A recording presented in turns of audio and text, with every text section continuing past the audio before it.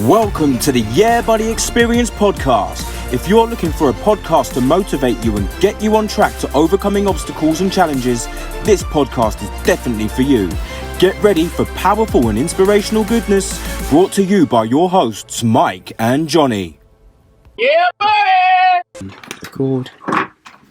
Johnny, we're back again. Closer, can't hear you. I'm always close. Come on, you can always hear me. I can hear myself. But we're back on the pod again. Hello, how you doing, mate? I'm not too bad, not too bad. So this is the Yeah Buddy podcast. This is episode 10. Got that right this time. Episode 10. And today we have the lovely John Is he? A Are you? Marley. I'm not sure about that introduction. Handsome man we have here. A handsome Man United fan at that. So before we even started the podcast, we were talking about football. And what team do you support there, sir?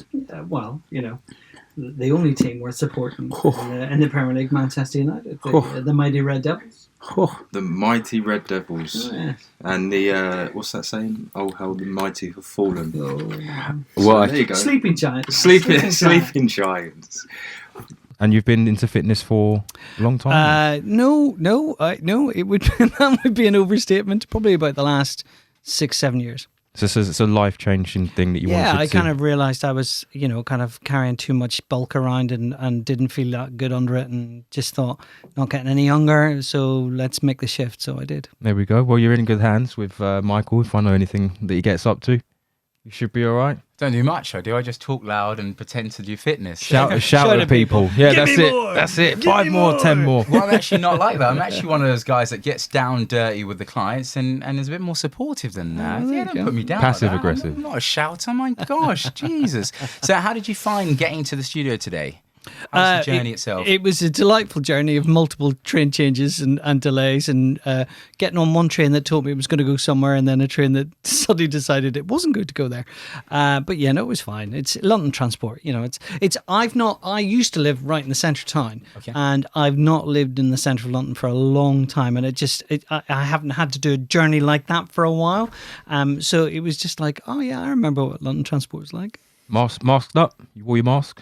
Oh yeah. I'm very happy to wear a mask. Yeah? Yeah. Okay. Well, we can dive right in there. So what's your thoughts on the whole coronavirus? Because on our podcast, we've had a number of discussions in regards to conspiracies and how things are going to play out. What's your thoughts on it?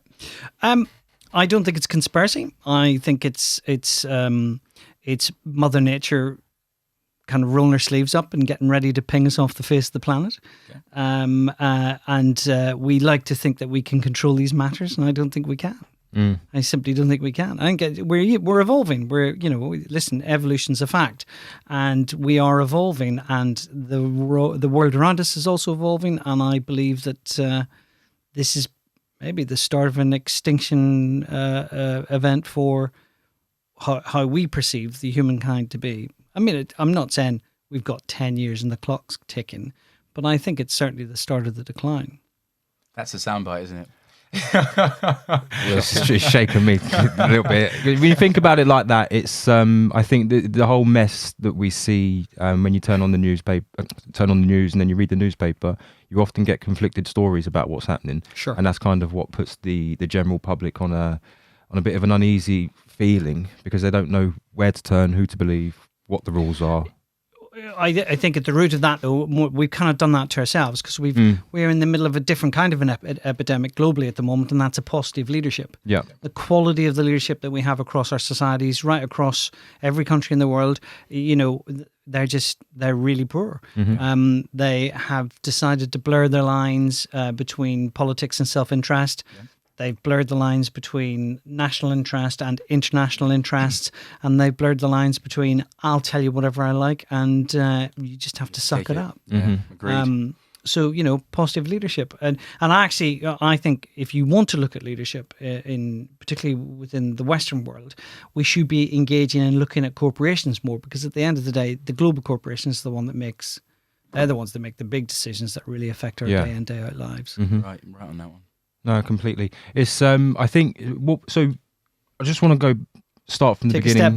Take a step back, so we can get into all of that stuff later. Let's dive in. But the thing that we're talking about the policies, but yourself, now, what would you call yourself? So you're a media creator, or I'm an author. you're an author, Yeah, media I'm an creator, author. everything underneath? I'm a content creator, Yeah. or, but an author really. I'm a writer. I'm an author. And I mean, I've had many hats. I worked in radio. I worked in television. And now this. And what I've steadily been able to do throughout my life is there have been targets and goals that I've set myself that I've kind of thought, it'd be really cool to have a go at that. I'd really like to be a radio presenter. So we got there. And then the next thing I thought, it'd be really good to have a career in television. So I got there. Yeah. And now I wanted to be a published author, and I've got there. Okay. We're talking about, I started my first media work started when I was 16. So that's the reason I brought it up, because when we were talking about politics, is Ulster Television? Right. Okay. So I started at BBC Radio Ulster in Northern Ireland. Then I moved to Downtown Radio, and then I became my first presenting job. My one and only presenting job was at Ulster Television. Okay. And then I went from in front of the camera to behind the cameras at Ulster Television, and then from there, because obviously that was Northern Ireland only, I then got a network job and kissed my sainted white-haired mother goodbye as she cried on the doorstep. She said, "You're never coming back." I said, "Mum, it's a 6-month contract. I'll be back. I'll see you in 6 months." And I never went back to live. Where were you going? To the London. London, the big city. Yeah, the big smoke. Yeah. Okay, and how old were you when you moved to London? 1990, so 22, 23. 22, 23. I had a great I bet you did. Great experiences. You could get away with a lot more back then. You could do a lot more back then. I came to London for a really cool job. I was the music booker on the ITV network children's Saturday morning TV show. Yeah. It was called Ghost Train. And the reason why that was a really cool job is it was the highest rating. It was on during the summer months. It used to beat the BBC show every Saturday morning. So all the record companies wanted their bands on that show. Yeah. And I was the one saying yes or no. Oh. So what happened for my first 6 months when I first came to London, basically the record companies would just squire me around town, and it was just fantastic. Can't go wrong, can you? No. Ghost Train. Do you remember it? No. Nobby the Sheep. The sheep. Nobby the Sheep. Nobby the Sheep was the Nobby puppet. The sheep. Yeah. I remember Nobby the Sheep. Yeah. Well, good man, Eugene. Yeah. I'm glad somebody recognises my No, I know career that. I as know well. that. Yeah, I know the name of Do you Ghost really Train. know the No, I name? do, and I'm sure when I see to Google it. At the no, same time. because I want to see a visual. That's why. Nobby Yeah. the sheep. What year are we talking? 91. 1991. 1991. The last thing I did in Northern Ireland was I did telethon for ITV in Northern Ireland, and then after that I moved. Okay, fantastic. Well, he's Googling it while we speak. Yeah. I've not seen Ghost. Oh, okay, right. Is that? Yeah, that's Nobby the Sheep. Yeah. And who's Jason the- Donovan. And Jason Donovan. Who I probably, So it's one of the probably booked. bands yeah. you booked. Yeah. I don't remember the song that he had, but I'm sure if it came on, I could sing along to it. Let's Well, I can not. add that onto YouTube. Don't worry. You can add it onto YouTube Really, if you want. Maybe clicking honestly, your way. let's not. That's it. But So no, that sounds fantastic. So, what was it like growing up in Northern Ireland? Okay, so I always, context is everything. I always put the parentheses around this subject when I talk about it. I had a very happy childhood because I had a really good family, my solid parents, 4 sisters all older than me, working class family, church going, and it was very much, there was food on the table, we had clothes on our back. We lived in a very working class, very deprived area, and obviously the troubles were at their very height. They started in 1968 in Northern Ireland, and they pretty much ran all the way through to the Good Friday Agreement. Which, oh God, what was the date of the Good Friday Agreement? I think that was it was the 90s. So that was kind of like. There was kind of a dual track of experience. The inside world, as in my home life, we were incredibly happy and stable and balanced and loving. The outside world was just crazy as batshit. I can imagine.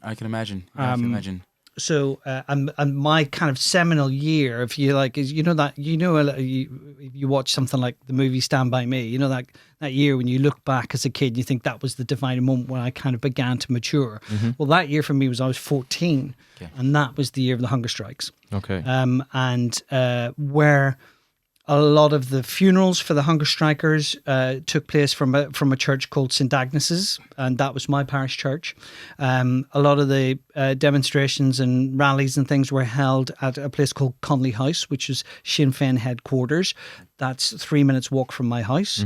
And so and the Milltown Cemetery where all the burials took place, and in fact where my parents are buried now, that's 3 miles from my house.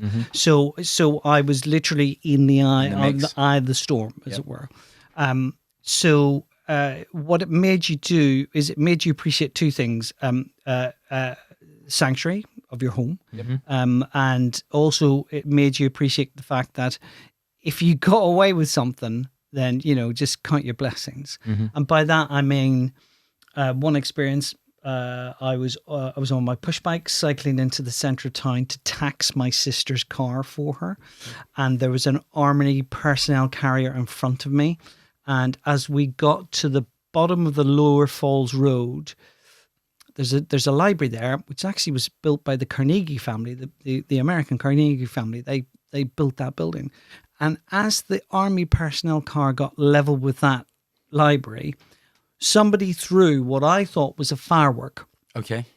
And it bounced off the front driver's side of the Army personnel carrier and went under it, bounced under a couple of times, and then ended up in the gutter. And they kept driving and I kept cycling. And as I cycled past, I looked down and it was fizzing. I'm thinking, oh, that's a weird firework. Wow. Whenever I got home, my mother and my sister were standing on the doorstep waiting for me to come around the corner on the bicycle going, oh my God, I was going, what? Basically, it was an RPG-7, a rocket-propelled grenade had been fired at the Army personnel carrier. And it didn't go off? Detonated. Yeah, right. Wow. And if it had done, we wouldn't be talking. Oh, yeah, I'm just saying. I'm there in the story. Jesus, there. I'm going, oh my gosh. I've had an experience, nothing like that. I was in Toxteth. I was dating a girl that used to go to Liverpool University. And someone drove past and threw a firework at me. Oh, wow.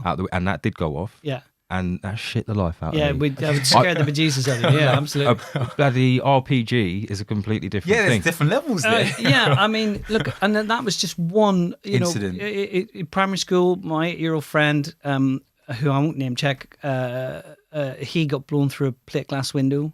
And he was literally my best friend. I remember getting up to school to go to school one morning, and my mother coming in, sitting down on the edge of my bed. And I was thinking, what's this about? This is a bit weird.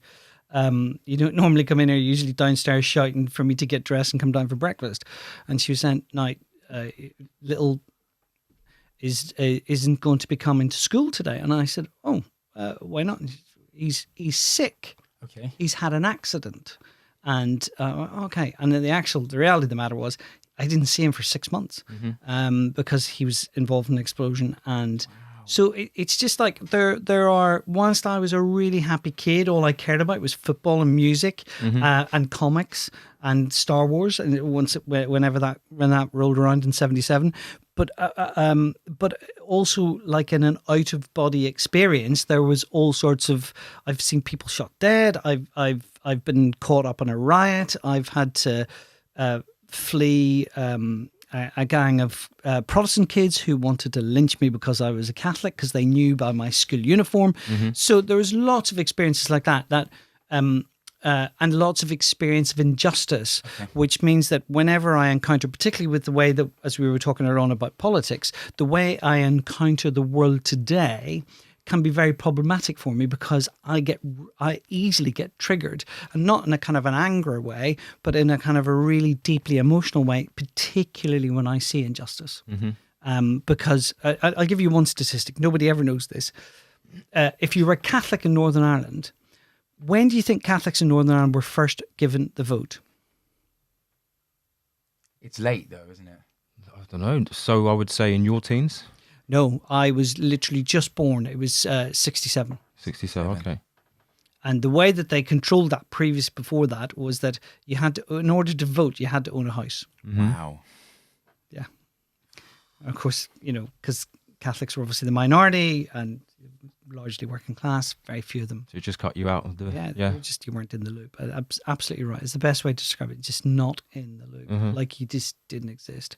And so when I see a lot of the voter suppression, for instance, that's going on in America at the moment, I just look at it and I go, I get triggered big time. I can imagine. Some of the lines that I've seen out there seem like in America for the voting, seems like they're purposely made difficult. Of course, yeah. Yeah, and it's horrendous. Like they literally go all the way down the block, around the corner, and it's like by the time... It's to deter you. It's just, yeah, exactly. I don't know how many people give up. Hey, you know what? Do you really want to stand here for 24 hours just to vote? To put an X in a box? Exactly. And to vote for who? Joe Biden? Well, then it gets even more... Trump.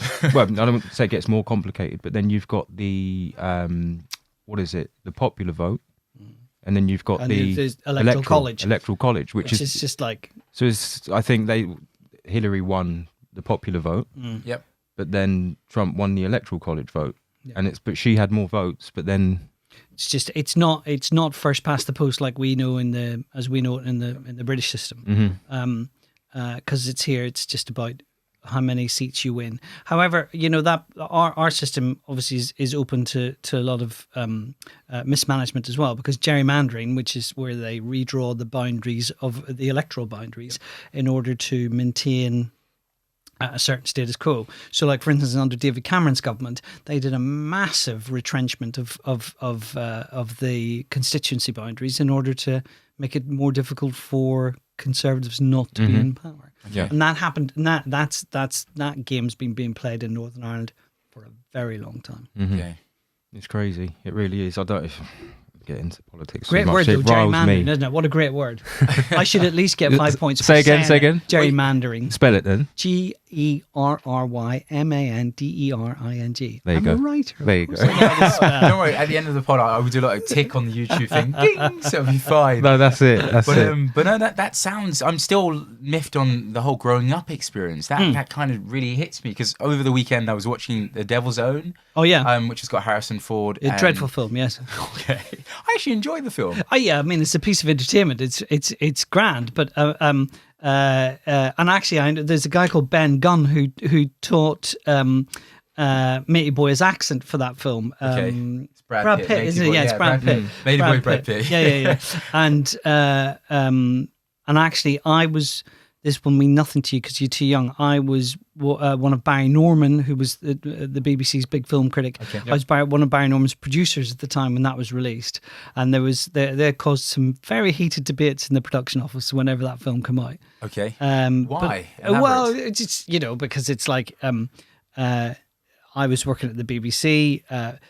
There was a lot of people who had very entrenched views about, the IRA and, that whole conflict between, are they terrorists, are they freedom fighters, depends on your point of view, And whilst I'm conflicted about both those things, what I won't do is I won't have people make kind of slapdash stereotypical assumptions about what it was like to be in Northern Ireland when all of that was going on. And unfortunately, that film kind of does that. Well, it does. But it's interesting that I watched it on the weekend, and now we've spoken about it. Have you not seen Devil's Own? I don't think I have. It was that period where Harrison Ford was awesome. I thought Harrison Ford was awesome. Yeah. He was in a number of films at that time, and that was a really good film because it's the first time I saw Brad Pitt.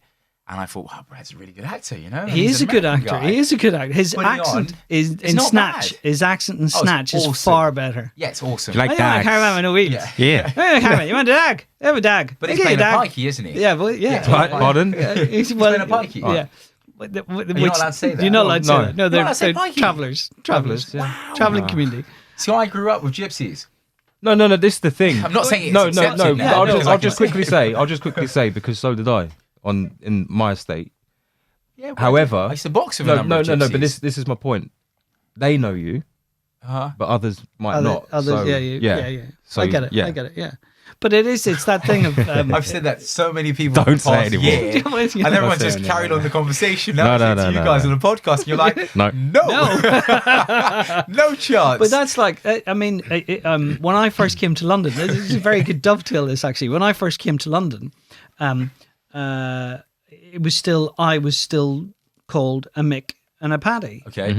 Now, it's never really offended me unless somebody used the word thick in advance of it. Okay. So if they call me a thick Mick or a thick paddy, then There's a problem. They'd get both barrels from me. But the other thing that used to happen, particularly because I went to so many parties with the record companies and stuff like that, and I'd be at these parties and people would say to me, "Oh, hey, where are you from?" And I said, "Oh, yeah, I'm from Ireland." And instantly, the first thing they would say is, "Oh, are you from the north or the south?" And my response was always, "I'm from the east." And they go, blows your mind. Yes, you said that, I'm kind of going. And Belfast is on the east coast of Ireland. It's like, I'm from the east. I'm not from the north or the south. I'm from the east. And then, well, what do you mean? I said, well, I'm from Belfast. Oh, you're from the north. Oh, yeah.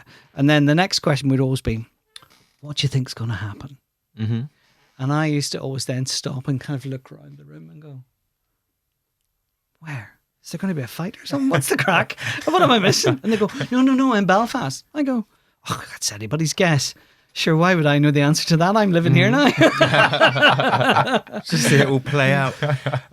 So when you were younger, was there a lot of escapism from your surroundings? So you say you liked comic books and Star Wars, and so there was plenty of reading going on. Absolutely, loads of reading. Read voraciously as a kid, and hands up, local libraries. I mean, one of the best things to do in Andersonstown when I was growing up is we would go up to Andersonstown Library, where my friend Mako used to take his girlfriends around the back and kiss them there. That was grand. Nice. I wasn't so lucky. I used to actually go inside and borrow the books. And so from a very young age, very formative things for me was like, I don't know if you come across them, the Asterix and Obelix books. Yes, most definitely. Tintin. And then as I began to read, I actually very interestingly started off with a lot of science fiction. Okay. Like even stuff like I, Robot, as Isaac Asimov. Yeah. A genre that interestingly, I'll watch it, I'll consume it in films and TV and stuff like that. I would not think about picking up a science fiction book now. Isn't that weird? But yeah, and then the other thing I used to do is my dad, he and I would both go to the library together. It was something that we did together. And he would get this selection of books. And I very quickly realised that his books were a bit kind of, a bit more interesting than the ones that were open for me to borrow. So I was a faster reader than him. And so his pile would sit on his bedside locker. And it would take him so long to get through one. In the meantime, without him knowing, I was snatching one of the ones underneath that and taking it away and read it. So lots of westerns. Okay. Elmore Leonard, who's a god. And all that kind of pulp fiction. That really was that was kind of my, in terms of my reading and my writing chops. I learned an awful lot from reading. Okay. Those kind of books. Westerns are a deeply, deeply underrated genre. Oh no, they're awesome. Well, I've grown up with my grandparents, so we've grown up watching. What's the main guy's name? It's gone from me. John Wayne. Yes, John Wayne, The Duke. the main man. So John Wayne, even Clint Eastwood. Man with no name. Yeah. So we've grown up watching. I think that's Western films. Cowboys and Indians when you're younger. Yeah, you know, like. But it's amazing Play it, watching don't you? those movies back now, and majority of those films, going to touch a bit on racism now, is they've got white guys and white women, not tattooed faced, makeup, blackface, playing Native Americans. You're kind of going, couldn't you just get Native Americans at that time? Somewhere they did that quite a lot. Which when you watch it back now, it's a little bit cringy. But at the time, I think anything of it. It was the Carry On films. Oh yeah. Carry On, when they used to have. Well, Carry On Up the Khyber. Yeah, Carry On Up the Khyber. I mean, it's like, it's a wash with that kind of stereotypical kind of, and at least with something, I think with something like the Carry On films, you can kind of forgive it because, their tongues were always permanently planted in their cheeks. Yeah. Whereas I think if you go back, and I know this is revisionism of history and stuff like that, but when you go back and look at some of the westerns, which is basically glamorizing and glorifying genocide, of course, then you suddenly have a problem with it. and that's why I say that the Western genre, particularly in the books, is highly underrated, because a lot of the books don't deal in that kind of revisionism. Okay. They are actually, a lot of the best books are written purely about kind of the reality of day-to-day life living in the 1800s in uncharted America.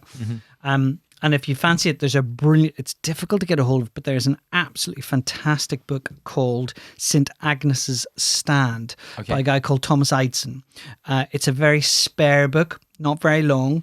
The language is not very convoluted at all. It's very very fast-paced written, and it tells a story of, it's just this real kind of sleazy, down-and-out guy who comes across a batch of nuns with some orphan children who are being pinned down by some Sioux Indians because they've strayed into their territory, which they shouldn't have done. And it's about the moral choices between him and his dog and the nuns and the girls and the Indians as to what he does. And it's a fabulous book. And what that doesn't do is it doesn't revise history, because it says, obviously one of the reasons why the Sioux were so angry with their trespasses because of everything that was happening to them as a nation at that point, and So it doesn't whitewash over anything. So I'll within the Western genre, those kind of books, you can find them. There are plenty of them, and they are, I would say, in terms of reading, rewarding. This is a book that I've actually got at home at the minute, but I've not read it yet. So I'll share that with you. Will do. At some point. Because I'm looking for some new books to read. I used to read books all the time. Just about the history of black cowboys. In the West. So I've actually got that. Fascinating. What book is it? Black Cowboys of the Old West. Just gives you a history and a breakdown of who was around. There was no black cowboys. Glory is, if you've never seen Glory, with Denzel Washington in it. That's a directed by a guy called Ed Zwick. That's a fantastic Civil War movie. That had the first all black regiment who fought in the Civil War. I think I've seen that. Yeah, I'm just trying to think to mind some of it. Blue outfits. I've seen that. Yeah, I think I watched it with my dad years ago. Not John Cusack. Ferris Bueller's in it, isn't he? Matthew Broderick, yeah. Thank you. He doesn't die in it, does he, Denzel? Hey, don't tell me. Can't say that in the podcast. Come on. There's people that haven't seen it that we're pointing them in the Do direction. a spoiler warning first. Yeah, Please skip I'm not ahead going to 1 answer minute. that question. I'm taking the fifth on that. Oh, you guys seem like you're upset. First with the casual reference to travelling people, and now he's trying to get me to blow the plot. Oh, that's it. There's all sorts of cases coming up. You guys seem like I've offended you there for a second. You have, I'm cutting out the podcast. I'm not taking part anymore. With I was saying, you mentioned science fiction, sure, and also westerns. So two things in recent time that I've seen. I'm asking if you've seen them. So you've got Cowboys and Aliens. Yes, I've seen that. Yeah. That's with James Bond. Yes, Daniel Craig, Daniel Harrison Ford. Yeah. And then also the most recent one, Westworld. I've not seen Westworld. I watched the first series of Westworld and couldn't get on with the second series. Okay. But I remember, you see, I read the book. Which is written by Michael Crichton, who wrote Jurassic Park. Yeah. So I'd read the book of Westworld, and then I saw the original film, which is a guy called Yul Brynner in it. Yes, we're going way back there. And that was when I was a kid. I remember for my primary school homework, he had to write a story, so I decided to rewrite Westworld. Nice. Wow. I did this kind of really uber violent 9-year-old version of Westworld, and I remember writing that very clearly. And when my mother found out, she was furious because she was saying, "Have you seen this film? This is a really violent film." And I was like, and of course I'd stayed up one Saturday night when Mum and Dad were at a dance and watched it when I shouldn't have, So, but wow, what a movie! And the TV series, the first season I thought was fabulous. It really had its chops going.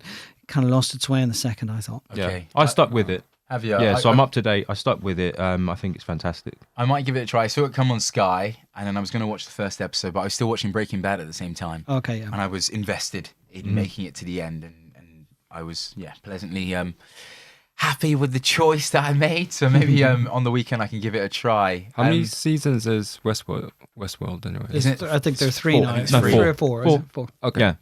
That's You said that really confident. Well, no, 4. it's because of Cinnamon. It's probably wrong, but it's 4, I think. But it's I love all that sort of stuff. But yeah, Cowboys and Aliens as well. Was good. Prometheus is a film that especially most recent sci-fi film that I've watched. It's not Prometheus 2 because that was horrendously bad. But Prometheus 1, awesome, absolutely awesome film. So you have been in your time a film critic as well. Yes. Right. Yeah. So what happens, or what are you looking for when you're critiquing a film, ideally? Because what was the film you just said? Devil's Own. Yes, Devil's Own. Right. And then you Devil's said Own. Terrible film. Yeah. Right. Is that is that from your critiquing perspective, or is that your own genuine perspective? You just didn't like the film. It's a bit of both. I'm very high standards. Mm-hmm. I do. I mean, look, I worked with my first time working with Barry Norman. I worked on Film 96. The show was called. It was the BBC film show, but it was always called Film. Then whatever the year was. I remember. So I started working on Film 96, and literally for about 4 years of my life, I literally saw everything that was released in this country. Mm-hmm. Now, the problem that sounds like everybody's going, well, you're paid to go to the movies. Yes, you are, but you see everything, and I mean everything, as in you see all the absolute rubbish ones, detritus and the rubbish ones, and then so when you see something good, it becomes easier because it rises above, it What kind you of see. froths to the top. Now, I'm not a cultural snob, and I'll give you the perfect example. There's an Italian art house director called Michael Antonioni, and he made a film called, I think it's called Above the Clouds, with John Malkovich in it, or In the Clouds, something like that. And I had to attend a screening with Barry. Barry was going to see the movie, and one of us always went with him, and we would take notes as to what might make a good clip for the show, and do a little synopsis while we're watching the movie, so that if Barry said, what was the name of the character, and you have to go, oh, it was, we always had the notes there for him. And on the same day, we did two movies back to back. The first one was this very cerebral meditation on middle-aged men and their sexual fantasies, as directed by Michael Antonioni, the great Italian art house director. Mm-hmm. The second film was Executive Decision, with Steven Seagal and Kurt Russell, and with David Suchet, who went on to play... he was the bad guy in it, wasn't he? Yeah, he's the bad guy in it. He went on to play Inspector... Poirot. Yes. On television. And so the two more diametrically opposed films you could ever get. I'm here to tell you that I was bored out of my life with the Michael Antonioni film, despite the fact that it was full of beautiful actresses who all, for some reason, ended up losing their clothes, and then went to Executive Decision. And the fact that, and this is a bit of a spoiler alert, Steven Seagal gets killed in like the first 20 minutes. And it's one of those moments in a movie you go, whoa, hold on, that's Steven Seagal you've just killed. But that film was so entertaining. Nonsense, but fabulously entertaining. Did you see the shock in my face? Because I recall the film of him going to the ending of the film, but then I put that with Siege, the one on Under Siege. Yes. Under Siege. No, I think he gets... on that one. Is that right? I remember he literally gets sucked out a window or something like that. Wow. Is it, Under Siege, right? No. That's on the boat. Under Siege, he's the man. Executive Decision is the one. First one, second one, he's the main man in that. But the one with Kurt Russell and David Suchet. Yeah, David Suchet. I can't remember. I remember it's worth a watch. It's a really entertaining film. It's very tense. It's really it works as a thriller because it's like your heart's going the whole time. And I remember walking out of that screening with Barry, and I'm saying to him, "Well, what do you think?" And he said, "I enjoyed Executive Decision." Okay. And then, of course, when it came to reviewing it, I was a little disappointed because Barry went with the kind of, this is a very important work because it's by Antonioni and and it's a meditation. He didn't actually critique the film. He gave the audience what the context of the film was. But then when it came to him reviewing Executive Decision, he said, "This is nonsense," but it was highly entertaining nonsense. And of course, that's right. Mm-hmm. Yeah. So you is film still on now? No, it's finished. The last thing they did, I think they did it with Claudia Winkleman. And they did this really odd thing where they put two other critics with her. Okay. And the format didn't really work. It's a great shame. I got the theme tune in my head. There you go. There you go. And it's called "Oh, What It Is to Be Free." And the jazz artist is Billy something or other band. Okay. Listen, I had a great time. I went to the Oscars twice. I went to the Cannes Film Festival. And I've had lots of moments in my life where I've kind of had to. It sounds like such a cliche, but it's literally you pinch yourself. You're thinking, I'm at the fucking Oscars. I'm from West Belfast. What year did you go to the Oscars the first time? 96, and I think the second time was 99. Was that a part of being on film? To produce 96, 97? to produce the coverage for the BBC first time around, and Sky Movies the second time around. So were you in the nosebleeds, or where were you situated? Running around backstage Yeah. and making sure Barry's correctly, because he wasn't the young man at that point, making sure he was correctly hearing the results as they came through and all that kind of stuff. I'd say that my best experience about that is you used to have to, we'd get there about a week before the ceremony, and you used to have to go down every day at 1 o'clock. They issue revisions of the script. Okay. So you had to go down every day and make sure you picked up your revisions, like literally a cardboard box full of these scripts. And everybody hated doing it because it was just a pain in the ass having to go down there. Until one day it was my turn to go down, and I was grizzling. So I go down and go into the venue, and I pick up the scripts, and I thought, do you know what? I've got time. I got here quicker than I anticipated. I'm just going to have a little wander through the auditorium. So I go in, and they're right enough at all the seats, and they have the cardboard cutouts, so I can see Clint Eastwood's seat and Meryl Streep's seats over there. Da da da. And there's a floor manager standing at the presenter's podium, and he's literally doing this. He's going, "Music helps transport the audience when it comes to the cinema. Blah blah blah." Tonight we're featuring blah blah, best song nomination, blah blah. Ladies and gentlemen, singing "Don't Cry for Me, Argentina," blah blah, Madonna. And a fly curtain goes up, and there's this tiny person in a tracksuit standing with a microphone. I was thinking, wow, they're good. They've even got stand-ins for the music acts. This is great. And anyway, the music starts, and I'm going, wow, that really sounds like that must be a backing track. And then she steps forward into the light, and I'm standing, and there's only about 20 of us in the auditorium at this stage. I was thinking, holy shit, that's Madonna.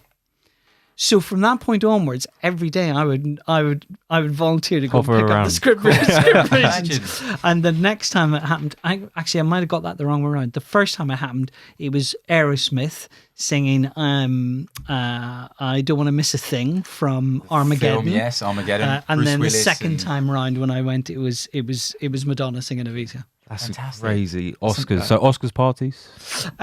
No, what would happen is I would be in a line outside the Vanity Fair party. Yeah. With a cameraman and a microphone. Okay. And what happens is all the stars pitch up, and they come, their publicists work the line in front of them, and they'll come down and they'll go, "Who are you?" And I'll go, "Barry Noel, Film 96. They go, "Okay, do you want to speak to da-da-da-da-da?" And then you go, "Yes, please, yes." And then they'd work their way down the line, and then as they get to each person, the publicist goes, "That's Barry Norman's people." Okay. And so then they come and go, "Oh, BBC," you know, you're rolling already, and you get the sound bites. It's all very manufactured. That is one of the most humiliating experiences of my entire life, because they talk to you like, not the stars, but the publicists talk to you like you are a dog do on their show. Find out if you're worthy enough. It's all that kind of crack. And I remember I had the big breakfast the first time I did it. I had the big breakfast next to me. Laurie Pike was the presenter. And they bring Glenn Close down the line, and they're going live. I'm only recording; they're going live. And Laurie Pike's standing there, and she goes, "Okay, but no, we've got Glenn Close. We've got Glenn Close. Okay, here we go. So they bring Glenn Close down. She goes, and Laurie Pike goes into her smooth introduction. She goes, "Well, if there's one woman who knows what it's like to win a Best Actress Oscar, it's Ms. Glenn Close, who I'm joined with now." And she puts the microphone, and Glenn Close goes, "I've never won one." Oh. And I'm standing there going, That must happen. Have you ever put your foot in your mouth? oh God! I mean, yeah. I'm sure that happens all the time. Thankfully not with the Hollywood star. Without doing any research. All the time. yeah, absolutely. But then the kicker to that story is they then bring it to me, and I'm like, "Miss Close, thank you very much. So we're pre-recorded. Will you please just pretend that I'm Barry? We like to have this myth that Barry's actually here." Of course he's not. It's me you're talking to. She goes, "Oh no, that's fine. So I go, "Okay, well," and I turned my cameraman guy called Dominic, brilliant guy. I said, "Dominic, are we rolling?" He goes, "Yes, we are." And I turn back to her, and she's got her head down like this. And I go, and I'm joined by Miss Glenn Close. And she did this, and she looked me right in the eyes. And I don't know what she did, but she turned the film star thing on. Okay, straight in. And I was like, and Dominic literally had to go. Just caught in the headlights for a second. For a second. And I've only ever been starstruck twice before that. Well, actually, since then, it was Des Lynam. When I met Des Lynam, I was like, that's Des Lynam. And then the second time was when I met Eric Cantona. Okay. I couldn't speak. And that was the only other time. Wow. She just did something. I can't explain it. It was almost preternatural. She wasn't looking at me, and then suddenly she getting wasn't. in the zone. It was like she tuned in. Put the full beams on or something. I was Wow. like, whoa. Interesting. I'm going to be jumping all over the place because there's things that I want to talk about here. Sure. One of them that I want to talk about that I've made a note about, Noel's house party. Because growing up, that was 2 years. I spent 2 years Saturday on night That's TV with Mr. Blobby, yes? with Mr. Blobby, Oh, come on. Noel Yeah, Edmonds. can't go wrong. 94, 95, yeah. There you go. Yeah, I used to yeah. absolutely love that, and it just brings back fond memories of sitting with the family and watching it. But how did you find it working behind the scenes? Well, I mean, do you know, funny enough, I was talking about that this week, and I have to remind myself sometimes that I ended up working on the biggest show on British television It was, at wasn't the it? time. Yeah, it was 14 million huge. viewers every Huge. Saturday night, Yep. It was huge. live. Mm-hmm. And I worked it was such hard work, that show, but in an absolutely brilliant way. And I learned so much on that show. I had 2 jobs on that show. I chose all the NTV victims. Okay. Mm-hmm. So whenever Noel would click his fingers and surprise a person at home, supposedly just watching the show, and they didn't realize there were cameras in their house, I set all those up. And they all did not know. They didn't. They did not know. Fantastic. I went to such deep lengths to make sure they did not know. I met all of them in advance, and they didn't know they were being auditioned for the show, because I would say you nominated Mick, and I'd be like, okay, I'm going to bump into you at the pub. You're going to be there at this time. You're going to say, John, I've not seen you in years. We went to karate school together. I haven't seen him in ages. And I would sit down and we'd be bantering. And then I'd slowly but surely start bantering you to see whether you had a sense of humor and whether you could take it. And if you could, and if I had a really good hook for what we might do to kind of jape you, to set you up for a joke, then you'd be on the show. Okay. And I would say I had a hit rate of, for every 3 or 4 of people I auditioned, one would make it. So it was like full-time job. I traveled all over the country, and I had an expression in some of the houses. You would then go and see the houses as well when they weren't there, because to make sure that you could actually rig the cameras. One of the things I used to say is, I come back to the office and they go, "What was it like?" And I go, "It was a 1 buttock house." And what that meant was the house was so filthy, when you sat down, you only put 1 butt cheek on the chair. Just perched on the edge. And they go to you, "Do you want a cup of tea?" "No, I've just had one, thanks very much." Because you're thinking, this house is too dirty for me to even take a cup of tea off you. So there was a bit of that. And then the other thing I did was I looked after a lot of the celebrity acts.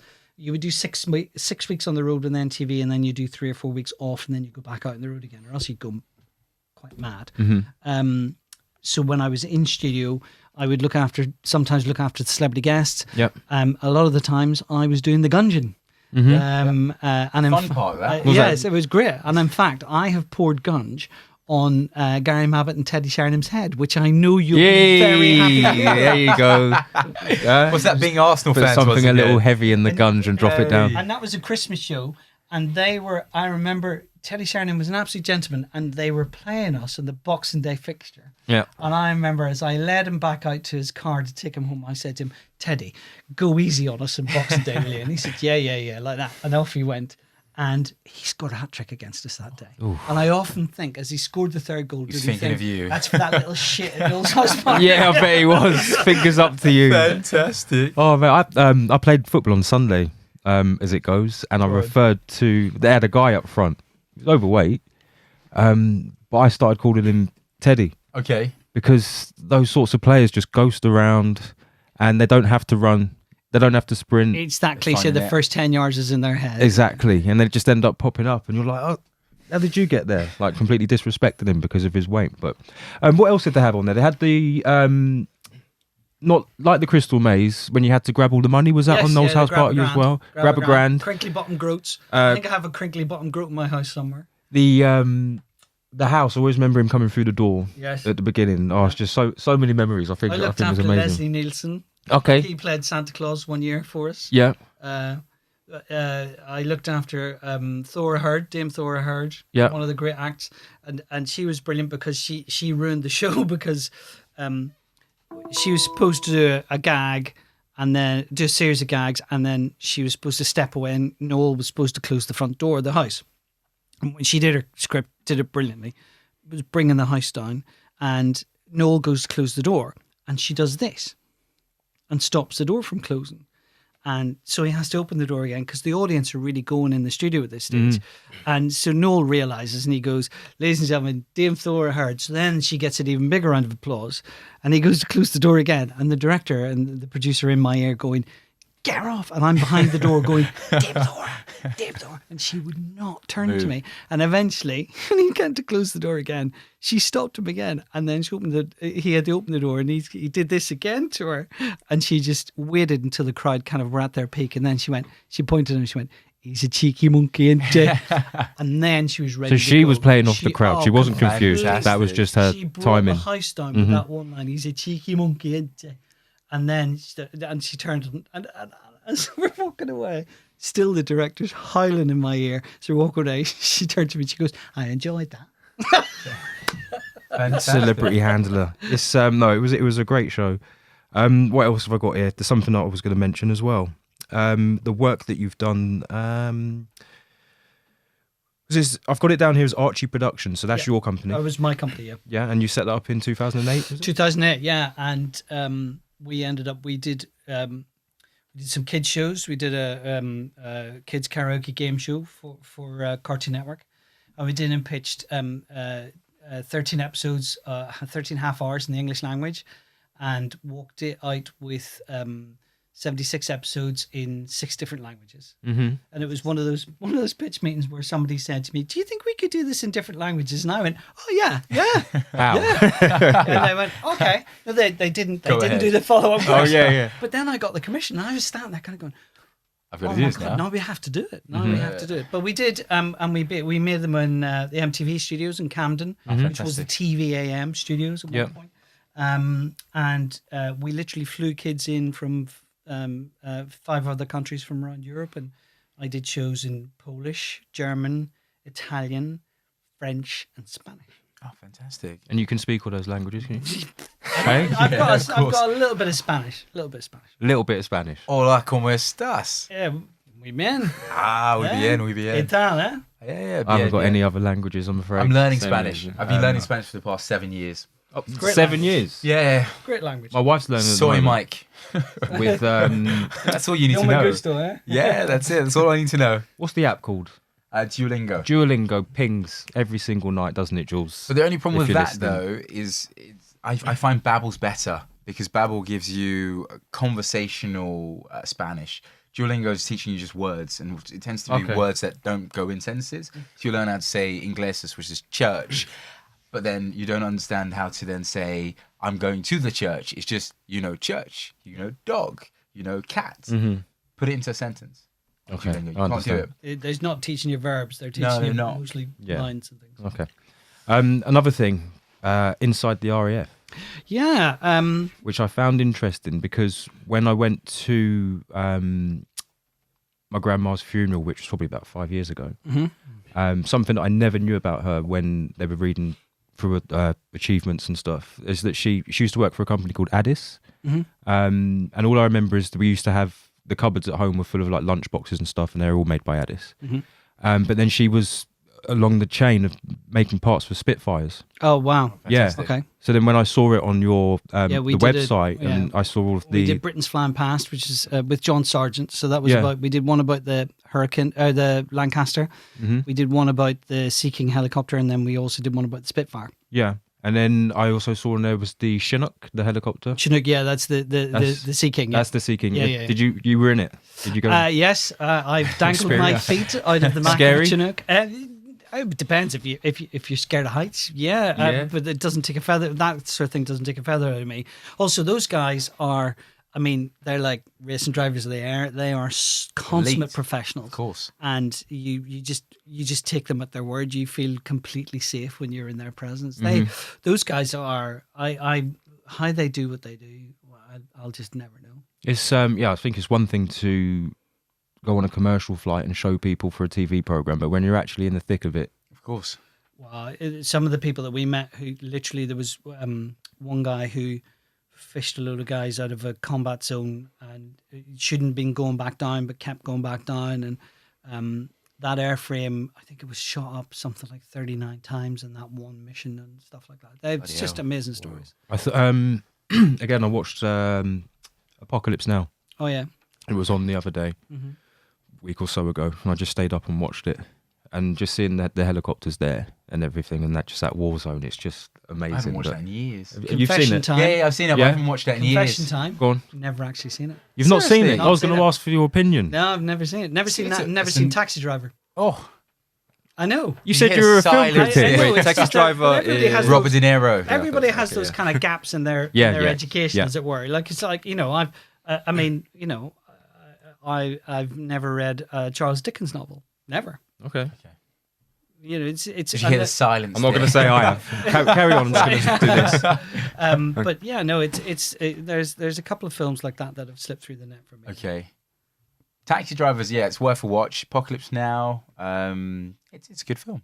It's a good film. Oh, that's the one set in Vietnam, Yeah. isn't it? Yeah. Marlon film. Brando. Yeah, Yeah, Marlon good Brando. film. Martin Sheen. Good film. I know everybody's in it, but Good film. Yeah, no, definitely watch it because of the whole Marlon Brando flip on it. It's like it's Marlon Brando's film. it's the film that nearly drove Coppola crazy. Right? Yeah, but he was only in like the last 40 minutes. But he was like, he got paid $1 million to do the opening first 3 minutes of Superman. Yeah, I'm trying to think, was he in Superman? yeah, he was. He plays Yeah, Jor-El. Jor-El. Which is Chris Superman's dad. Superman's yes. dad, yeah.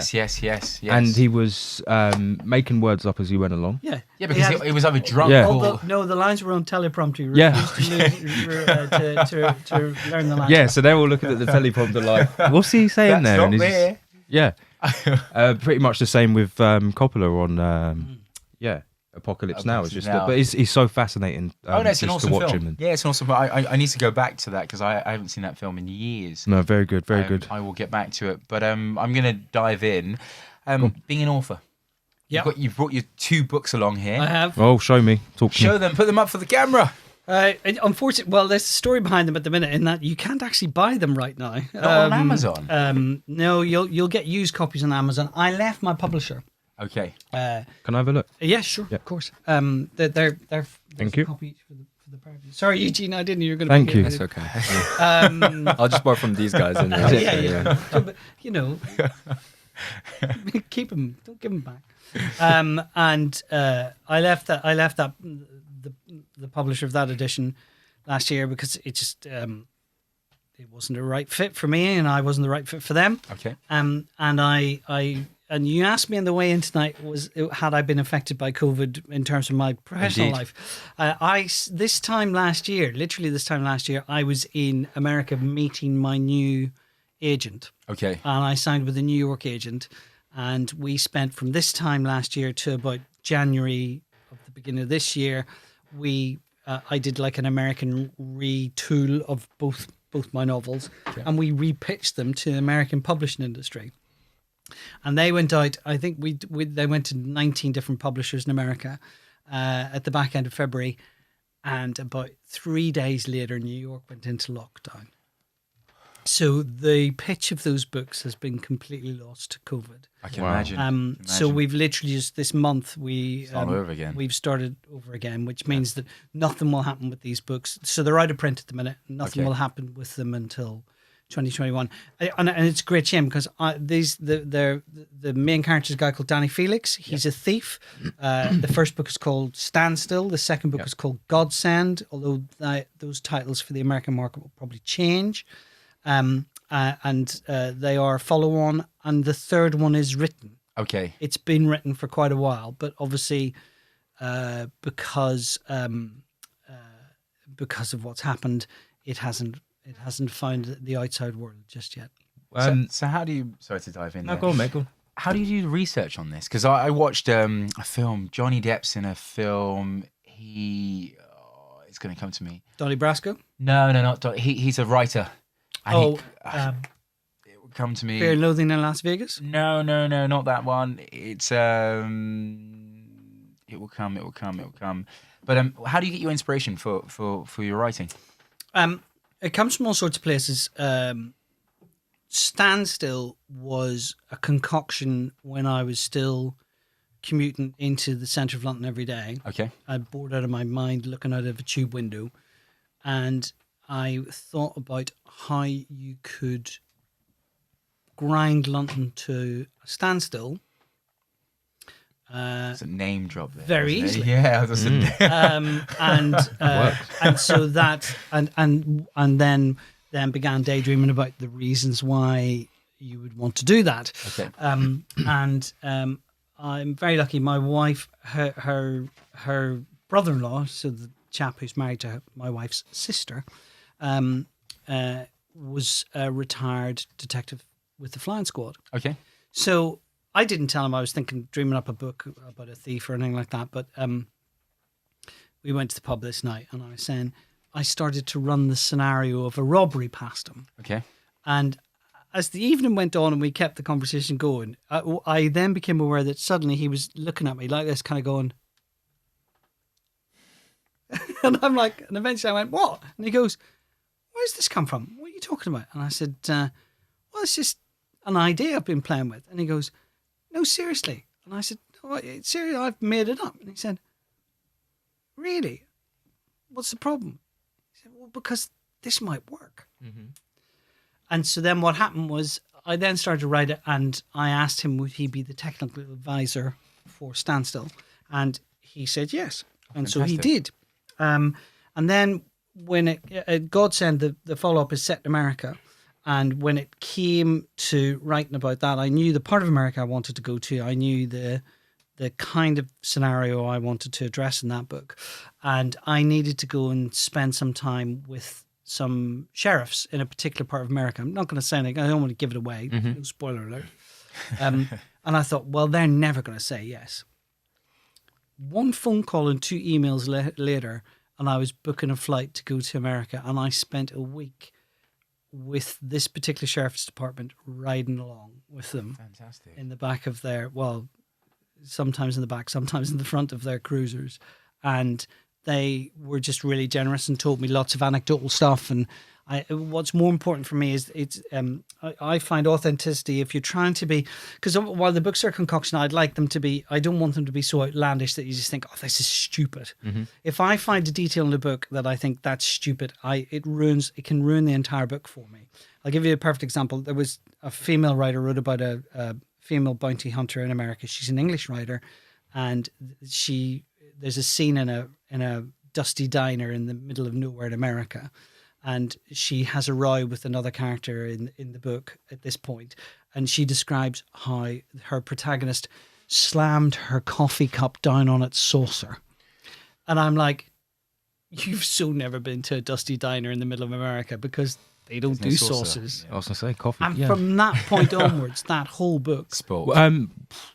What book was that? Do you know I shouldn't really be dissing other authors. Oh, yeah, no. So tell me afterwards. No. Yeah, because my wife. I was going to. My wife will read these as well, because this is her genre. This is what. Yeah, this is exactly what she's into. But yeah, so what I like is authenticity, and you'll find authenticities in the details. Okay. Mm-hmm. So it's very important for me to make sure I get the details right. There's one big plot leap in Standstill that everybody, when they read the book, go, I don't believe that would happen. And I'm here to tell you, absolutely it would. It would happen. Because I've checked it out and I know it would have actually happened. Fantastic. Well, I look forward to reading this, because I'm always looking for new books to read. And seeing as that we've got the main man on the show, my God, it's a must. So you're a Tarantino fan? Yes, I like I've just Tarantino. picked that up from this, having a little read of this. Yeah, so it's a lovely dedication in there to your parents. Dad for the love of Pulp Fiction and to Mum for the Hollywood movies. Oh, fantastic. Are there any Hollywood movies that stick out that you watched with your mum when you were growing up? Oh, well, there were two very different streams. Obviously, with Dad, it would have been John Wayne and the likes of that, Clint Eastwood. Spaghetti. My father loved spaghetti westerns. Yeah. With Mum, Hollywood musicals. Yeah.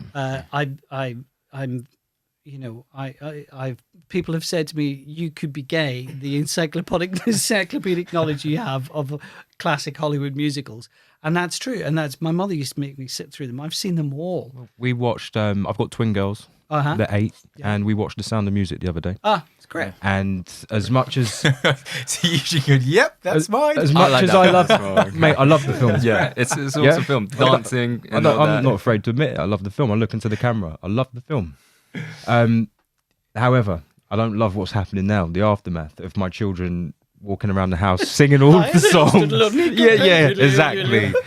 When they go to bed, they got to give me a little tinkle and climb every mountain. It's when the bird comes out from behind the clock and it's cuckoo. That's all day today. And I was just like, just listen. Don't let them see Frozen in that instance. Though. Oh well, they've seen Frozen. Yeah. They've seen all of those, but sure I just wanted them to watch. We're going to start watching the old stuff. Do some classics. I mean, if you ever in a conversation try to tell me Singing in the Rain is not one of the greatest films ever made, we are never going to be friends. I mean, the absolute there's just every scene in Singing in the Rain reeks joy. It's a joyous film, and it's a great shame for me that movies don't really get made like that anymore, where they are literally just about.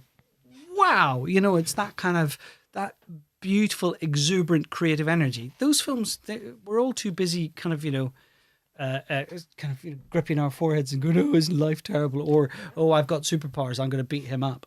Whereas, you know, where's the choreography, the artistry, the glamour of the costumes, the killer songs that, you know what I mean? That's kind of gone by the wayside. Although I thought La La Land was pretty good. I know people are pretty divided about that film, but I thought it was quite good. Terrible. I've not seen La La Land. I thought it was terrible. I wouldn't have given it an Oscar. Oh no, I really liked it. I'm trying to think of the film it was against for the Oscar. What was Moonlight? Yeah, Moonlight won though. Moonlight won that. That's fairly recent then. That's within the last 5 years, right? Is that the one where they read the wrong? Yes. Okay, that's the one, isn't it? Because they gave it to La La Land, but then they changed it to Moonlight afterwards, didn't they? Was that the year that happened? I'm not sure. I can't remember now. But they all there's a mix up. It all blurs into the Oscars. Kind of blur for me now. But certainly La La Land's, you know, it's closest we've kind of got in recent years to that kind of. That kind of joie de vivre in a film, but musicals, Mum, and like really obscure black and white ones as well. Like Diana Durbin, you will never have heard of Diana Durbin. I've seen all of Diana Durbin's movies. Name a title. I can't remember them now. I'm gonna pull it up. She was always just always this pretty girl who could sing. Okay, and they were all black and white, literally 1930s. Okay, because the reason why I said that, I grew up on Sunday matinees. Yeah, same thing for me. We were forced. Saturday and Sunday. Yeah, forced to watch Sunday matinees. Saturday afternoon would always be a Western, Sunday afternoon would always be a musical. Yeah, I remember looking at my mother going, "Why am I watching these movies?" Funny Girl with Barbara Streisand, things like Fred Astaire and Ginger Rogers, all those movies, Easter Parade, unbelievable. I mean, and that great quote from Ginger Rogers, I had to do everything that Astaire did, but backwards. Which brilliant quote. But all those movies. So Three Smart Girls. Yes, there you go. 2 Men and a Girl. Yes. It's not what you think. Actually, no, sorry, it's 100 Men and a Girl. It gets worse. That's even better. It's not a specialist website. Usually it's your website. No wonder you like that, John. She was the black and white star of the 30s. Okay, right. Yeah, 20s and 30s. There we go.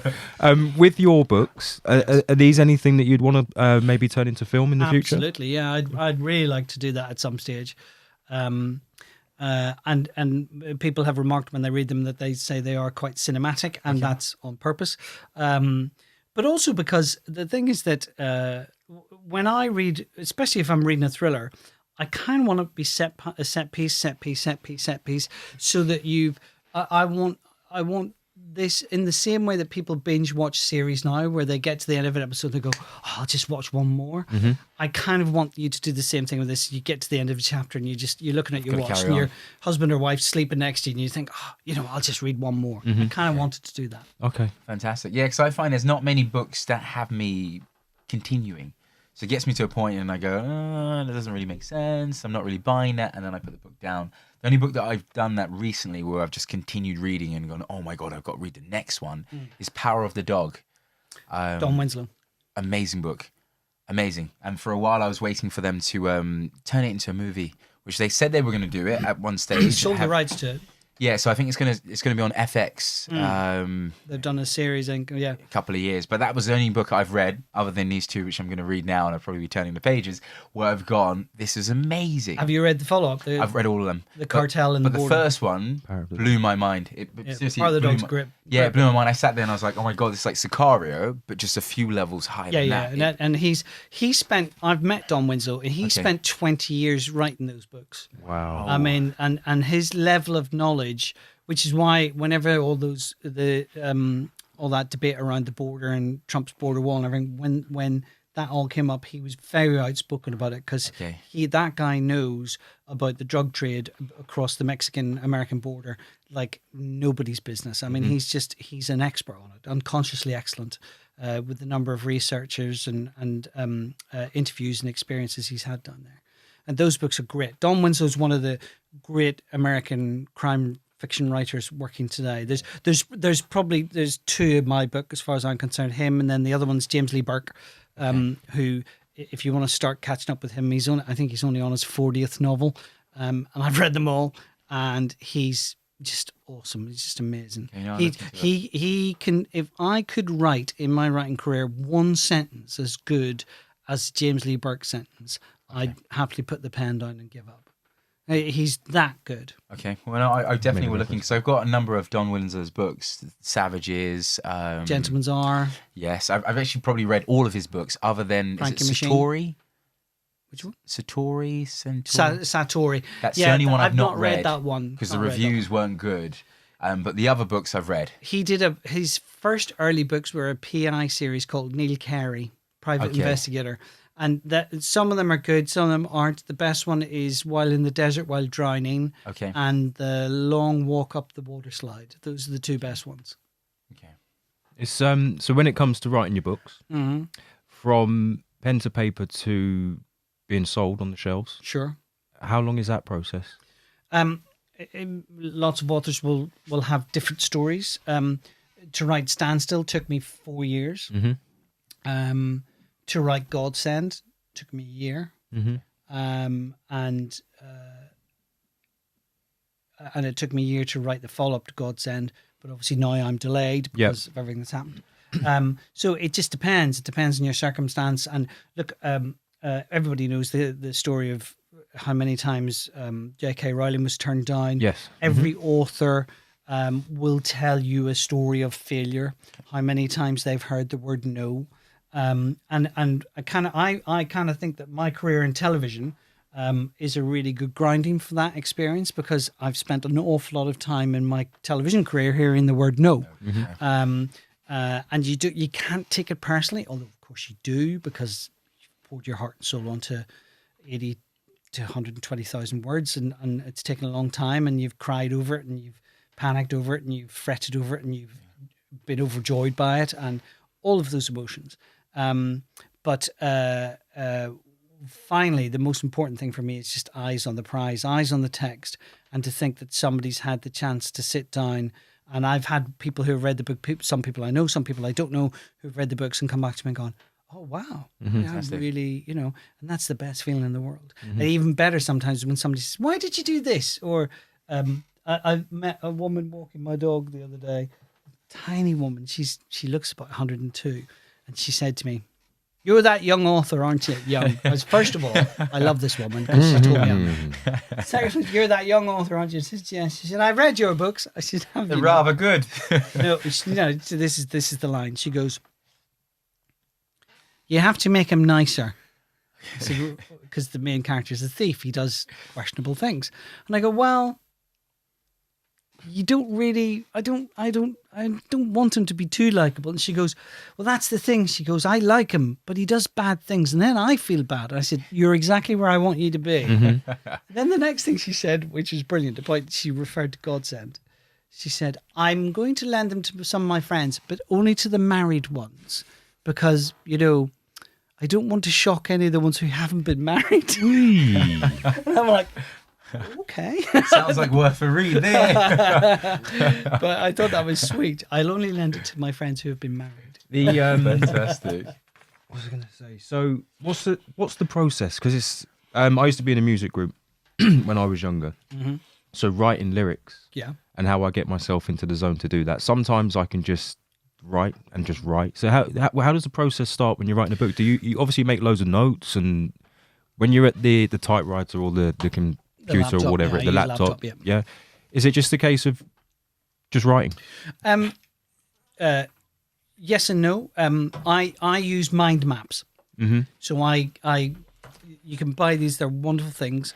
You know what a post-it note's like. Yep. Well, you can buy giant ones Mm-hmm. that you just that come on a cardboard back and you rip them off and you can stick them up on your wall. Yeah. So what I do is I do mind maps, which are I put all the characters and then I do circles around them, and there's lots of different colors, arrows that show how each of those characters are linked to each other. Yeah. And then underneath that, there'll be the bottom half of the page. There'll be a rough chronology of the story. Mm-hmm. And I do that at the very start. And then from there, it hangs on the wall in front of where I sit with my computer. And then I sit down and I write. Mm-hmm. And I've had various different experiences with this, but one of the things that sometimes happens is that characters will wake me up in the middle of the night.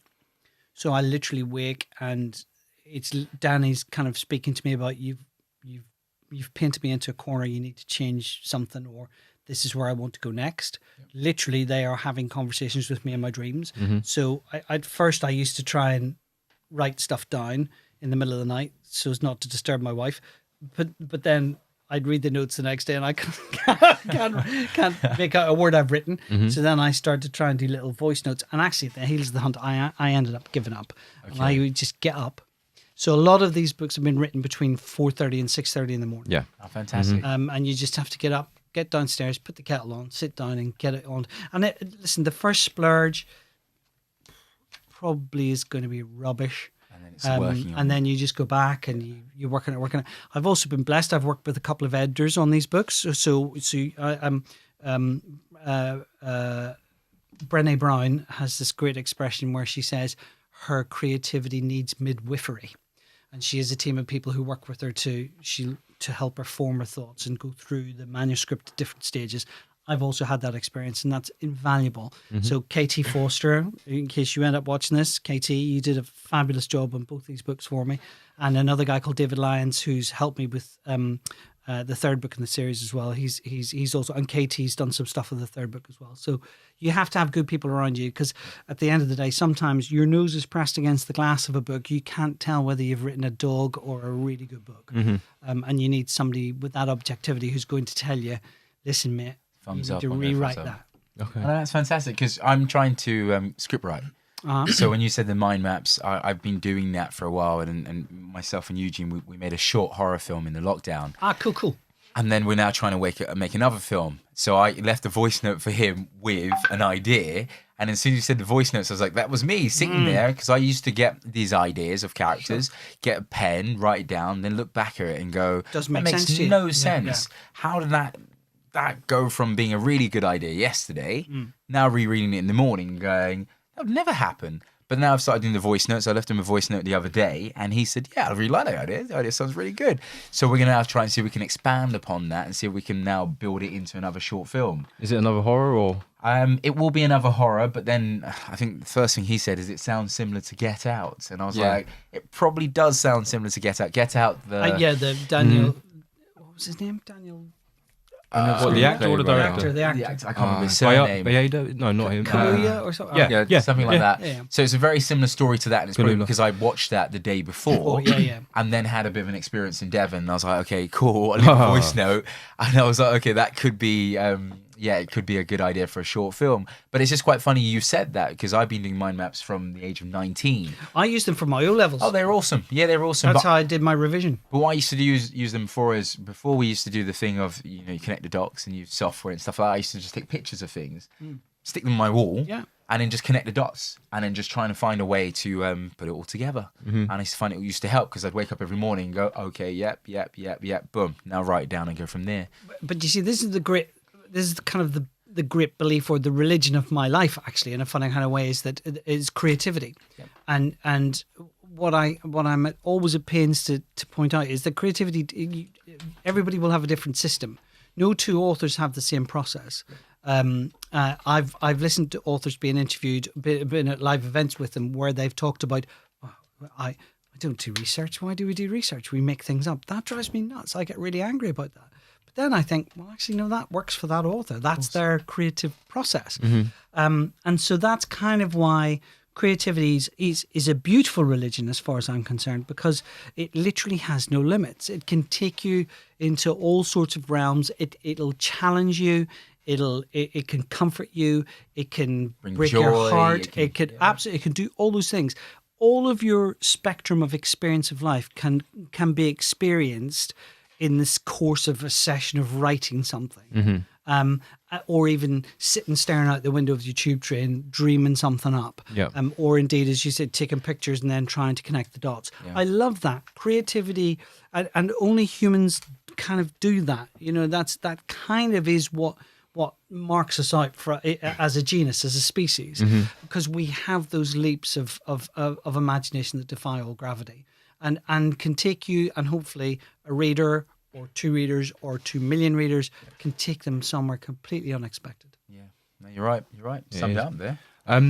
And when we're talking about turning these books into films, obviously because you've come from a TV film background and then obviously transitioned you over into an author, so you've got a head start on where you need to go as to when you get to that stage, when you put them into production. So talk to me a little bit about that and how it would work and what the process is there. In a funny kind of way, that's a side of it I don't really want to touch, because I've spent my life making TV programs. I don't really feel the need that I need to do it again. And also I'd be really fascinated to see what someone would do with my stories and how they would transform them.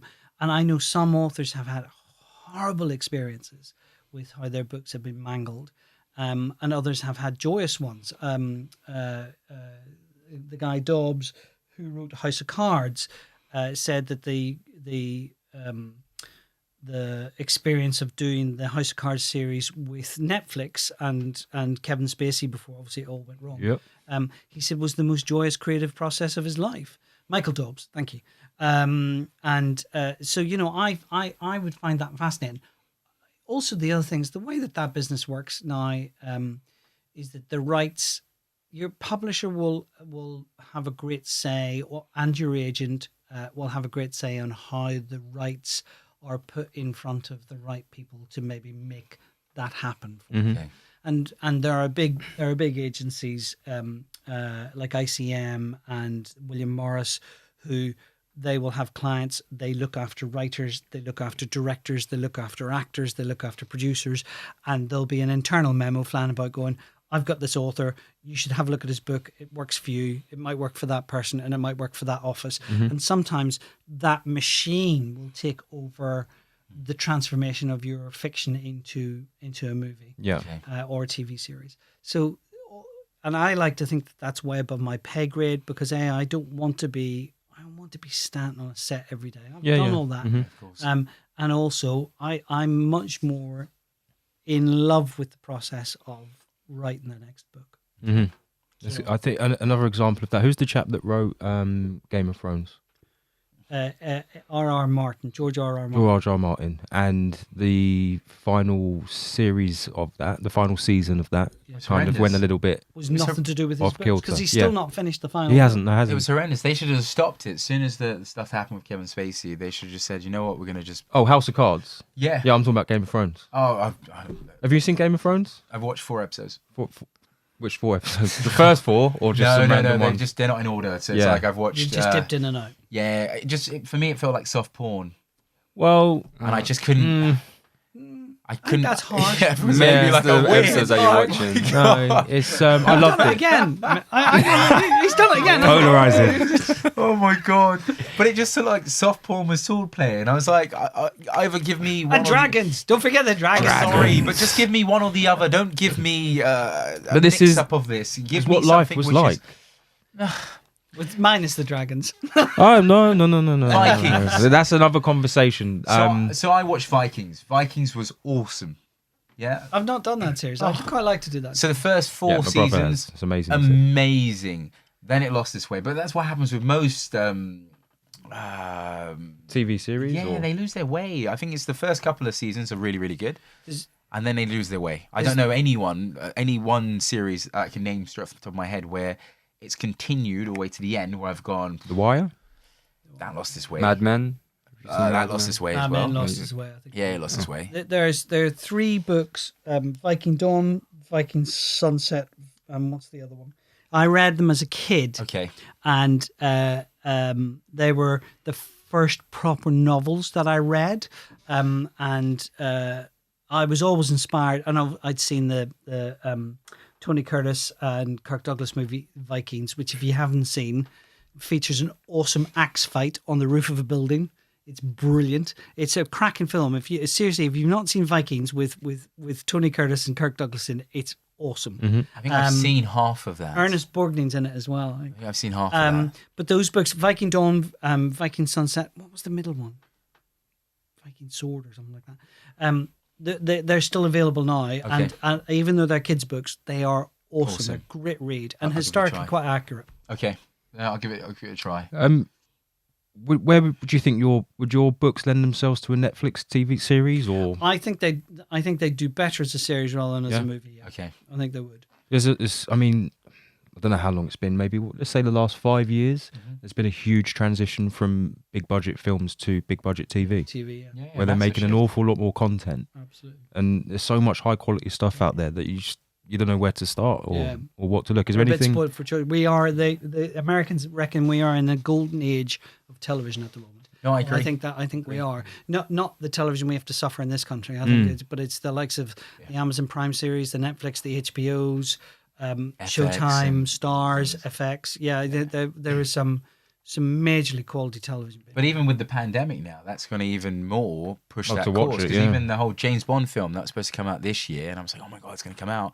And then I was reading somewhere that Netflix are trying to see if they can get it to be released right, on yeah. Netflix That's right. rather than going for Rather the than cinema, going to the which makes cinema. sense. For me, it makes sense. Yeah, Sky doing that as well, aren't they? They're going to 'Cause, take a massive hit on the amount of money that they've invested in the film, but it will get to the audiences fairly soon, you know. And I can see I that don't think happening. that deal. I can't see that deal ever being made. Okay, so too much money on the Eon table. Productions. Just There's talk. just there's too many commercial deals riding out the back of that film. Okay, You know, it's everything from the watch sponsorship to the clothes to the cars to the.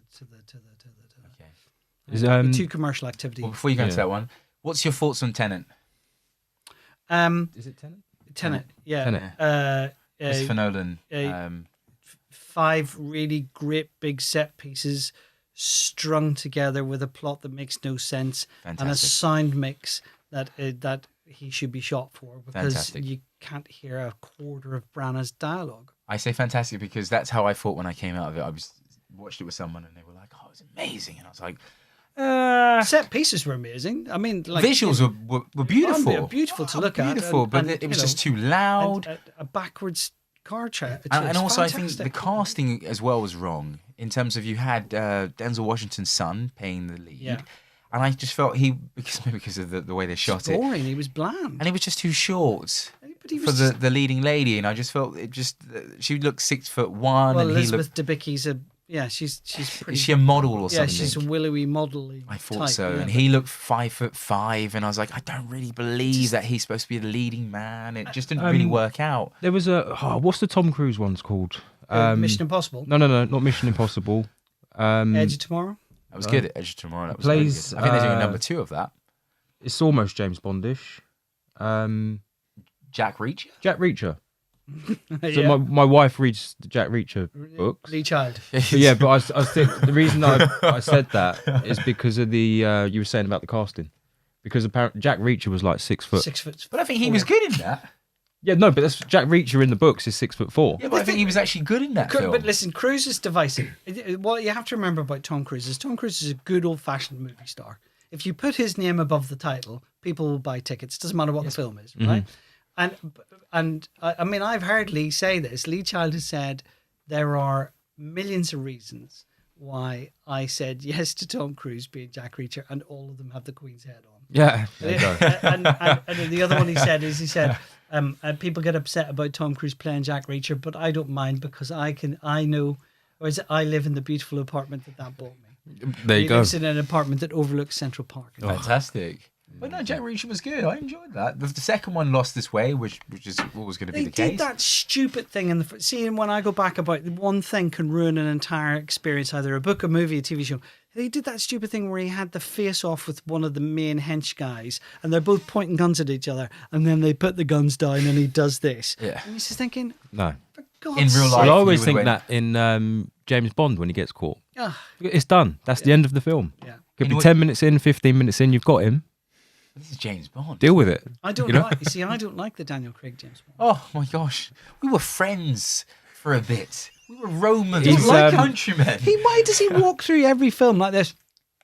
Pouting. He's got that Coming out the sea. Instagram duck pipe going See, on. for me, the order of best Bonds goes Sean Connery. Sean Connery, then Sean Connery, then No, Sean it goes Sean Connery first. and maybe George Lazenby. And then George Lazenby, my dad had a thing for George because he was like, if he would have just going. Yeah, and acted right and didn't go Billy Boggs on it and kind of go, I'm the man now, he could have been in Bond for a number of years and done really well. But That film's really good. No, it's awesome. On Her Majesty's Secret Service. But really for me, the order it goes Sean Connery, Daniel Craig. And then How Pierce many did Brosnan. Roger Moore do? Oh, Too many. Yeah. You do too many. But they were really in a safari suit. In a most of the safari time. suit. But they were quite camp as well. Yeah, it's Dreadful film. the way they were What? filmed. Very, yeah, I can see that. I But mean, the funny thing Never is- Say Never Again. You sit through Never Say Never Again and then go to the hospital because your eyes will be bleeding. See, I don't mind. I grew up watching The Saint. So for me, Saint was kind of very much James Bond without being James Bond. You watch The Saint? I'm aware of it. Yeah. So it was very much of, this is James Bond, but we're not saying James Bond. And then you got the James Bond again, and you're like, hey, there you go, Roger Moore's here. And that was fine. So for me, it was a bit playful and a bit camp, I think but it was okay. the next James No. Bond.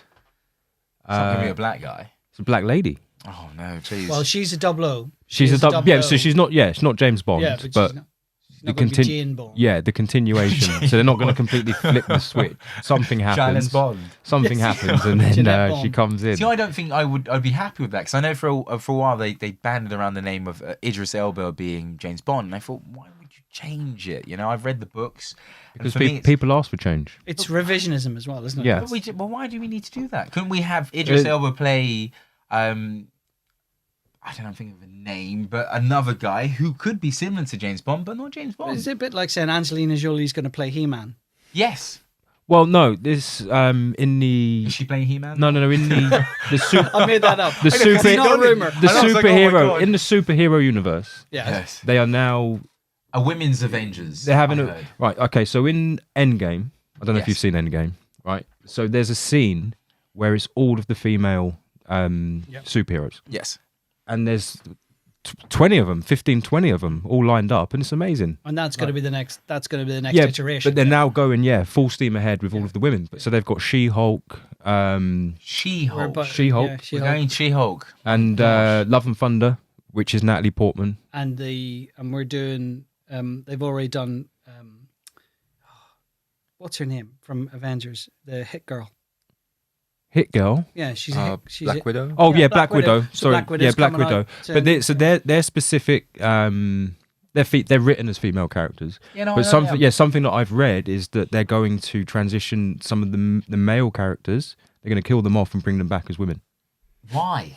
because The people have comics asked did for that it. though. The comics did do that in some instances. Yeah, so it's a big old universe. This is someone it's- who watched Ghostbusters recently, the women's I watched the new one. Yeah, That was horrendous. Not a And good they're film. remaking that as well, I think. Yes, they Again? are. Yeah. Yeah. Why? With the kid Finn Wolfhard from Stranger Things. But what happened to creativity? You had you went on your high horse with creativity.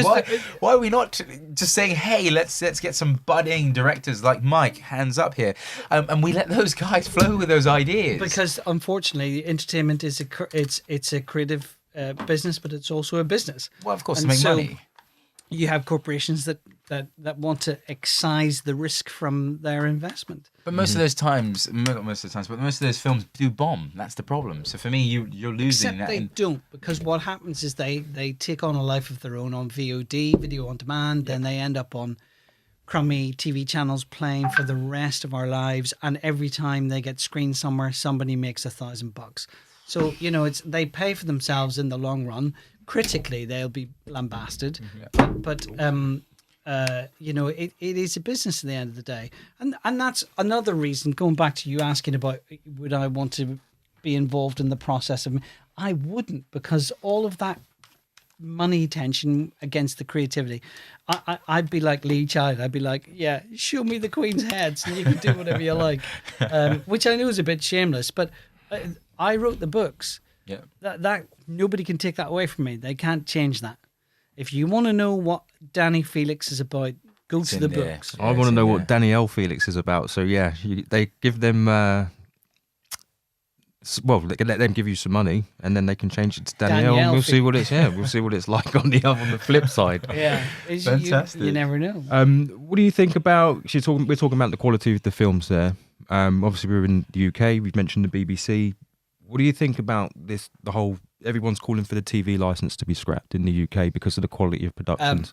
I have very strong feelings about this. I'll tell you, if you scrap the TV license, you're effectively scrapping the BBC. Yep. If you scrap the BBC, then freedom of information and press and journalistic standards and indeed broadcasting standards in this country will plummet.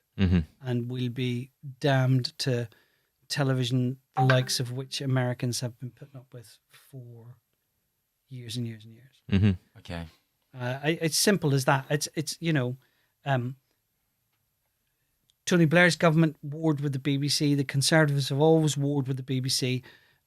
What people forget is the BBC is actually an arm of the civil service. It is a public body. We own it.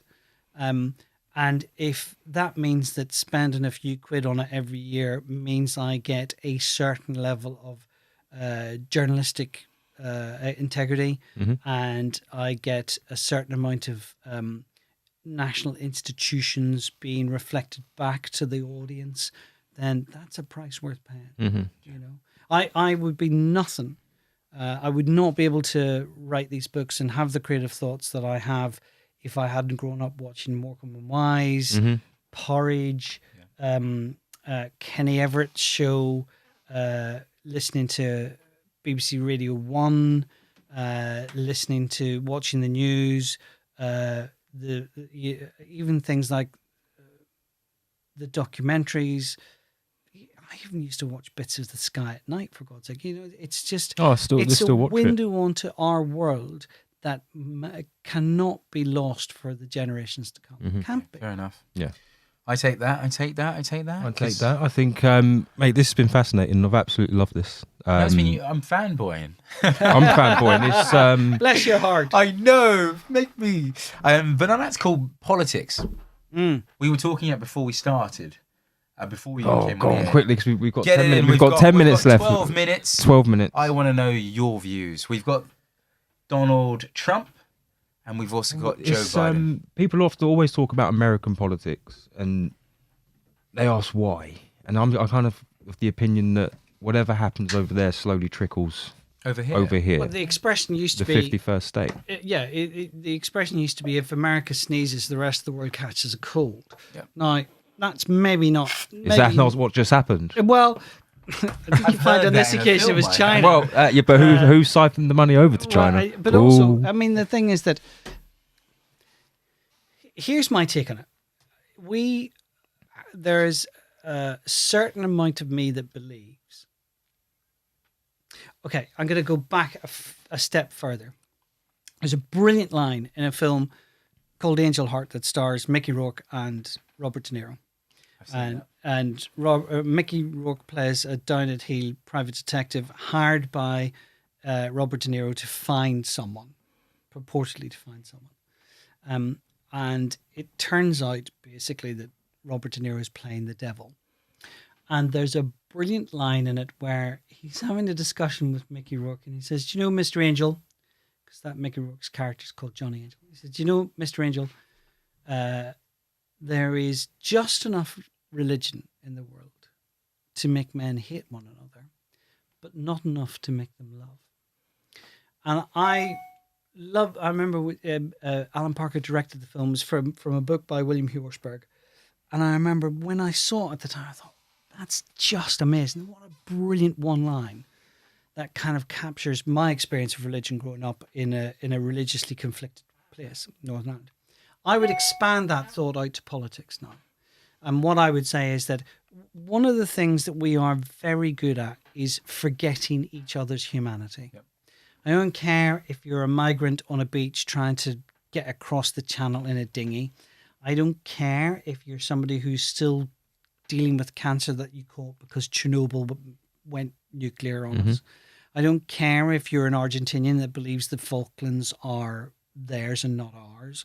I don't care if you're an Irish Catholic who believes that it should be United Ireland tomorrow and damn anybody who gets in the way of it. What I do care about is in all of those experiences, we have capacity to forget we are all humans. And until we get leaders who keep reminding us of our humanity and of our collective experiences and our collective responsibilities to each other and to the planet, then we are going to just continue fighting amongst ourselves and denying each other and denying dignity to each other. And at the end of the day, that will contribute to our downfall.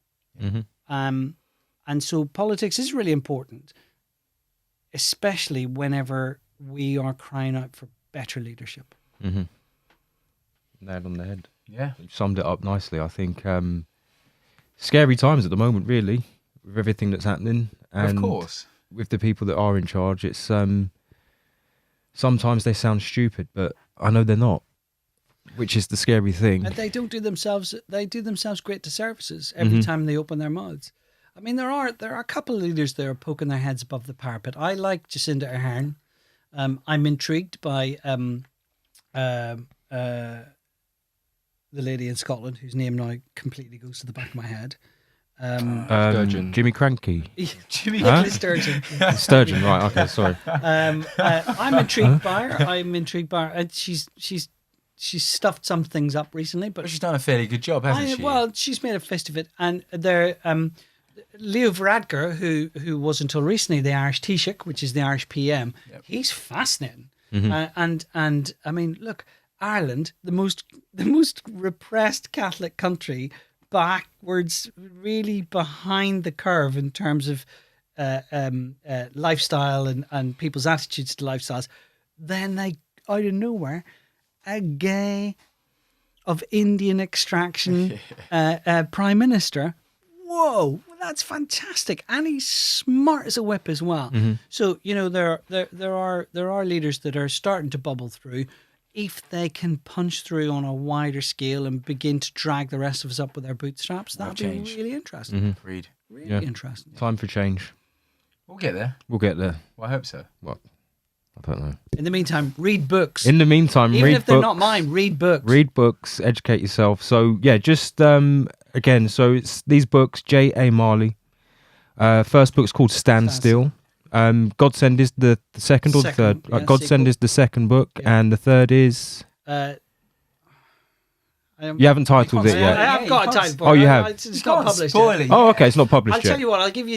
I'll give you a different exclusive. The fourth novel that I'm working on at the moment is not a Danny Felix book. It's set against the backdrop of the hunger strikes in Belfast in 1981.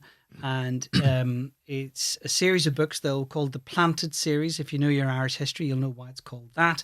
And the title of the first one is A Long Walk to Shelter. A Long Walk to Shelter. Heard it here first. There you go. That's an exclusive. That's our first exclusive, isn't it? No, it is. Hey? Yeah, we're going places. We are going places, mate. Places. I've enjoyed it, guys. Thanks very much. No, thank you so much. It's, Absolutely brilliant, mate. I can't thank you enough. It's epic. Really enjoyed speaking to you. Say again, sorry? Change your football team, that's all. Oh my So can we just edit that? John, this has been a terrible podcast. I'll pay for your travel back. Thank you. We're going to wrap up. John, thank you. Eugene, thank you. Massive thanks as always. Johnny? Yeah, today. Leon. Yeah, there you go. Thanks a lot, guys. That's been the Yeah Buddy podcast. Yeah, I'm buddy. Mike, I'm Johnny. Bye.